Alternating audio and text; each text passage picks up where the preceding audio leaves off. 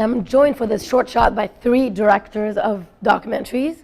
If you want to introduce yourselves, talk about your film quickly. My name's Cy Dotson. I'm a director of Beneath the Ink, and it's about a tattoo shop in my hometown that covers up hate and racist tattoos. My name is Shana Connolly. I directed Every Ghost Has an Orchestra, which is a character portrait about a ghost hunter who also takes what he records, the EVPs that he records, and puts them into experimental music. And I'm Priscilla Gonzalez-Saenz, and my short is Room 140, and it's a portrait of the night that asylum-seeking immigrants are released from detention, and they spend that night at a motel through some charity of a local man. Okay, if you could all touch a little bit on how you found the story, how you approach your subjects, what was their reaction when you started bringing up the idea of doing a documentary, and if they've seen it and what they think. So I actually saw an article from my hometown paper on Facebook that was describing what Billy White, the tattoo artist, was doing, and in that article there was a picture of a huge Hitler head on somebody's calf that he was covering up, and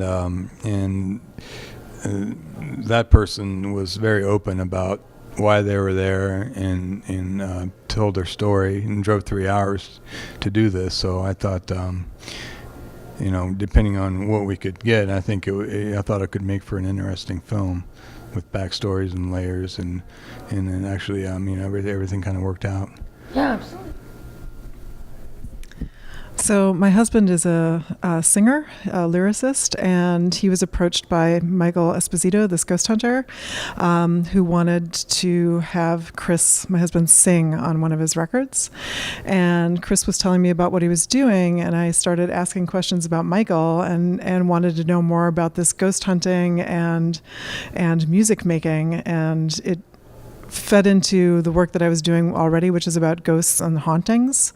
And so Chris put me in touch with Michael, and I asked if I could make a documentary about him, and he said yes. And I think he's been on Ghost Hunters before, and I think he thought that I was going to make like another Ghost Hunters episode or something like that.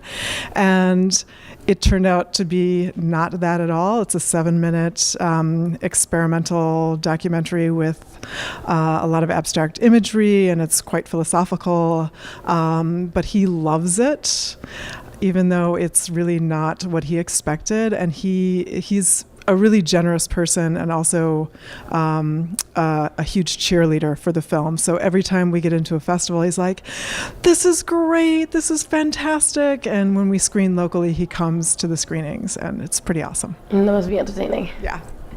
Oh yeah.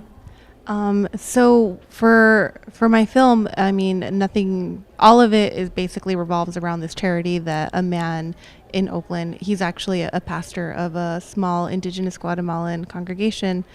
He helps people on his own, basically. And so people who are just coming to this country and have really nowhere to go or no money.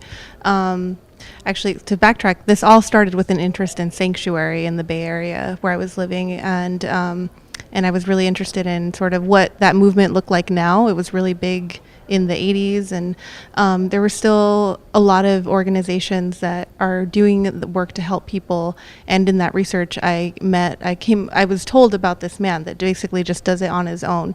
And so I met with him, and he was really interested in working with me to get his story out there, to get the stories of people and what they're going through.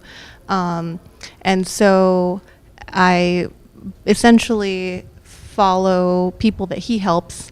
He plays a minor role in the film, and the people that have chose to be a part of it did so through him. So he was a mediator. He would talk to them and tell them what the project was about, and then if they wanted to, that's when I would come with the camera to film and spend the day with them, with the idea being, what is that day like when they're released from detention